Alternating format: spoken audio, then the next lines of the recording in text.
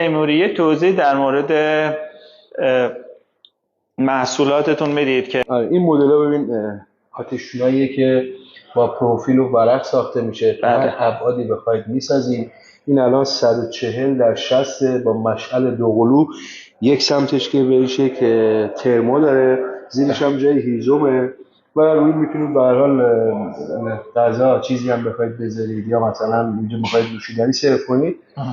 همون تیپ یه مدل هست. ببینید این قسمت پهلوش ما فریم چوبی هم براش در نظر گرفتیم. شما میتونید این قسمت هم به این اضافه کنید که جدا بازشو هست. میز پذیرایی در اصل. بله.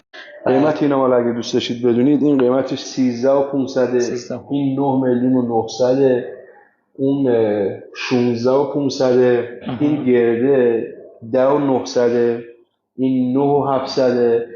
ولی که البته هر سایزی بخواید داریم. و آقای تیموری مصرف این آتش‌نشان چی هستش؟ به چه صورته؟ مصرفش گازه، هم گاز داره هم هیزم چوب. این یه کار خاص متفاوته، یه توضیح در مورد این کار میدید؟ بله. این قسمت ببینید، این قسمت پهلوش تاشوه، همین دور تا دورش تا میشه که شما نزدیکتر باشی با آتیش. ولی خب این قسمت رو میز اگه شما میشد ببندید، این وسط شما میتونید اول چوب سوزش کنید. زمانی که زغال شد روی این کار، قسمت این بالای این کار شما میتونید استیک کنید، گریل کنید.